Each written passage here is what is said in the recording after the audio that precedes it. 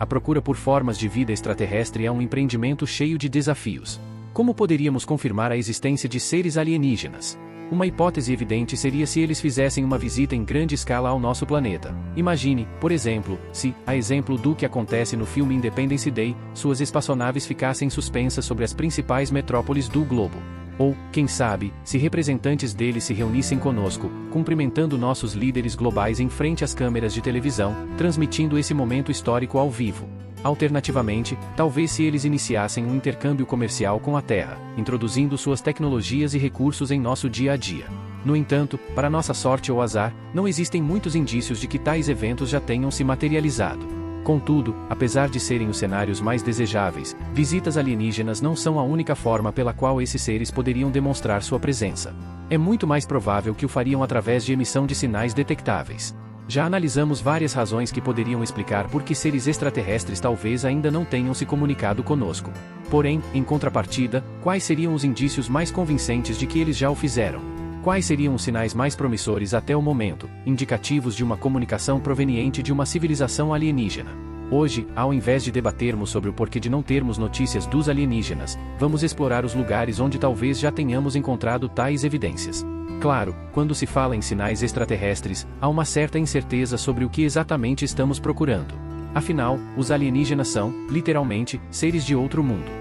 Não temos como saber com certeza o que esperar deles, já que é provável que tenham evoluído sob condições distintas das nossas e possam ter concepções culturais que, para eles, são completamente lógicas, mas para nós, são totalmente insondáveis. A maneira como eles escolheriam se apresentar ao universo pode ser radicalmente diferente da nossa. Os cientistas que buscam sinais de outros planetas devem manter uma mente extremamente aberta quanto à natureza que um sinal interestelar poderia ter. No entanto, isso também implica que tais sinais podem ser confundidos com fenômenos naturais que ainda não compreendemos. Como, então, fazer essa distinção? Vamos examinar alguns exemplos para ilustrar melhor essa questão. No ano de 2019, o projeto Breakthrough Listen utilizou o telescópio Parkes Murriah na Austrália para observar Próxima Centauri, a estrela mais próxima do nosso sistema solar. A finalidade inicial era coletar informações sobre atividades estelares, como erupções. Contudo, quando os especialistas do SETI, um acrônimo para busca por vida extraterrestre, revisaram os dados coletados, se depararam com algo atípico. Descobriram um sinal, posteriormente batizado de BLC-1. Surgiu então a indagação: seria possível que Próxima Centauri, nossa vizinha estelar mais próxima, hospedasse vida alienígena avançada? Este sinal se destacava por não ter uma explicação imediata por meio de fontes conhecidas.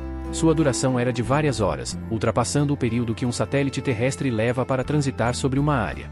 O sinal apresentava uma variação de frequência, conhecida como deriva de sinal, sugerindo movimento relativo ao telescópio, indicando que provavelmente não era originário de um objeto terrestre fixo causando interferência. Um aspecto particularmente intrigante era seu caráter de banda estreita.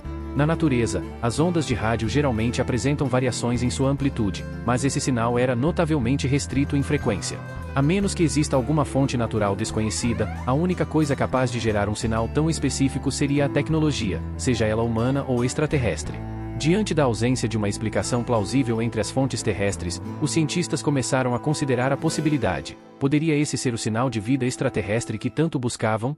O BLC-1, junto com o famoso sinal WOW, figura entre os mais promissores indícios de sinais que poderiam ter sido emitidos por civilizações extraterrestres. Contudo, até mesmo este sinal apresenta suas limitações. Os pesquisadores não conseguiram associá-lo a nenhuma fonte terrestre evidente de interferência tecnológica.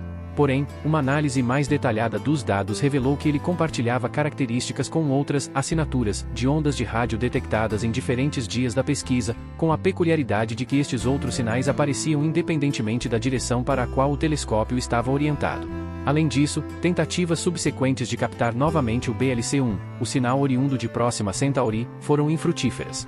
Assim, embora a natureza exata da interferência que gerou o BLC-1 permaneça um mistério, a probabilidade de que se trate de uma interferência ainda é consideravelmente alta. Vamos examinar outro potencial indicativo de vida alienígena, o SHGB-02-14A, um título um tanto extenso. Remontando às origens do SETI, especificamente ao projeto OSMA liderado por Frank Drake em 1960, havia a hipótese de que, se seres extraterrestres desejassem se comunicar com o resto do cosmos, eles escolheriam a frequência de 1420 MHz para tal. O raciocínio era baseado no fato de que esta é a frequência naturalmente emitida pelo hidrogênio, elemento amplamente presente no universo. A ideia era que alienígenas em busca de contato com outras civilizações poderiam utilizar essa frequência como uma espécie de terreno comum, um espectro de ondas que, teoricamente, teria um significado universal para qualquer espécie inteligente. Essa suposição, embora um tanto especulativa, tornou o SHGB 02+14A, ou simplesmente SHG, particularmente intrigante quando surgiu. Este sinal foi captado por 3 vezes distintas em 2003, através do telescópio de Arecibo e com o auxílio de 5,2 milhões de computadores domésticos vinculados ao SETI@Home, um programa inovador que, infelizmente, já não está mais ativo. E o mais notável é que o SHG transmitia justamente nessa frequência específica. O SHG apresentava características que desafiavam uma explicação clara baseada em fenômenos naturais, e não se encaixava no perfil de interferência comum. No entanto, a fraqueza do sinal impedia uma afirmação definitiva sobre sua natureza tecnológica. Além disso, a origem do SHG era enigmática. Ele emanava de uma região do espaço aparentemente vazia, sem estrelas visíveis em até 1000 anos-luz da Terra. A maneira como o sinal apresentava a deriva também gerava dúvidas entre os cientistas. Se considerarmos um sinal proveniente de um planeta, existem certas expectativas que poderíamos ter. Um sinal emitido de um planeta, seja de sua superfície ou de uma órbita próxima, provavelmente exibiria algum deslocamento Doppler, oscilando à medida que se afasta e se aproxima de nós em sua órbita. Além disso, haveria momentos em que o sinal desapareceria do alcance, oculto pelo próprio planeta. O SHG de fato mostrava variações na frequência do sinal, oscilando de 8 a 37 Hz por segundo, mas isso implicaria um planeta girando 40 vezes mais rápido do que a Terra, um cenário improvável. Outro aspecto peculiar era que, em cada reaparição do sinal, independentemente de sua posição anterior, ele sempre recomeçava em 1420 MHz. A probabilidade de observar um transmissor orbitando e encontrar sempre o mesmo ponto inicial em 3 ocasiões distintas é extremamente baixa. Essas observações sugeriam mais fortemente que o SHG poderia ser algum tipo de anomalia tecnológica, ao invés de um sinal intencional. Ao examinar como os sinais BLC1 ou SHG foram analisados, ganhamos insights valiosos sobre o método usado pelo SETI para determinar a possível origem alienígena de um sinal. Esse processo me lembra uma citação de Sir Arthur Conan Doyle, dita por seu célebre personagem Sherlock Holmes: quando você descarta o impossível, o que sobra, por mais improvável que pareça, deve ser a verdade. A cada descoberta de um novo sinal, os pesquisadores iniciavam descartando todas as explicações convencionais. Questionavam: seria interferência de um satélite? Existe algum fenômeno natural conhecido que poderia estar causando este efeito? Há alguma outra maneira de explicar a presença e o comportamento deste sinal? Até o momento, alternativas plausíveis foram encontradas para esses possíveis sinais de comunicação extraterrestre.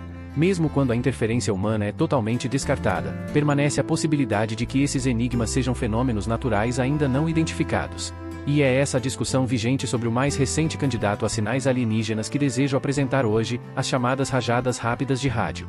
A possibilidade de descobrir uma civilização alienígena pode acontecer de maneira não intencional. A ativação de mecanismos potentes ou a emissão de feixes poderiam criar explosões de energia que revelariam a presença de uma civilização avançada no espaço. O fenômeno das rajadas rápidas de rádio, RRRS, é fascinante justamente porque consiste em breves, porém intensas, emissões de ondas de rádio. Já foram detectadas centenas destas enigmáticas rajadas de milissegundos espalhadas pelo céu, e os cientistas estimam que milhares possam ocorrer diariamente. Embora a maioria tenha sido identificada fora da nossa galáxia, uma foi registrada na Via Láctea em 2020, o que indica que não são completamente alheias a nós.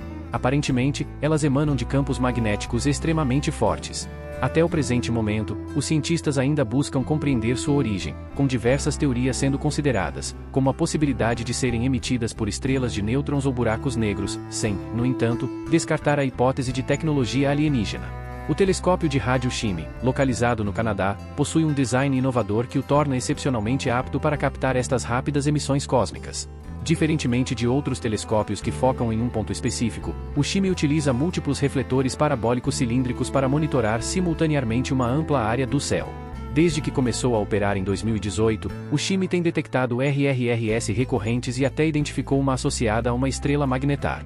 É possível que todas as rajadas rápidas de rádio, RRRS, estejam relacionadas a essas estrelas magnetar, ou talvez não. Essa incerteza é justamente o cerne da questão. Pode ser que um dia consigamos rastrear a origem de todas as RRRS e descobrir que são fenômenos puramente naturais. Isso poderia levar a uma redefinição na busca por vida extraterrestre. Mas permanece aquela faísca de esperança, aquele lampejo de possibilidade de que, em algum momento, após a eliminação de inúmeros sinais, surja um que resista a qualquer explicação convencional. Se formos capazes de descartar todas as outras possíveis fontes naturais, se pudermos dizer com certeza que nenhuma causa conhecida está por trás disso, então, conforme as palavras daquele famoso detetive, seremos forçados a aceitar o improvável. Portanto, esses são alguns dos candidatos mais promissores a sinais de vida extraplanetária, embora até eles tenham suas grandes limitações. Ainda não descobrimos um sinal definitivo de vida alienígena. Mas isso não significa que nunca o faremos. A hipótese de existência de alienígenas se mantém até o momento em que se confirma. Talvez nunca saibamos se o sinal UAU representou o primeiro contato humano com seres de outro planeta. No entanto, é fascinante pensar em quanto descobrimos sobre o universo além do nosso sistema solar, enquanto ainda enfrentamos dificuldades em chegar a um consenso sobre eventos em nosso próprio planeta.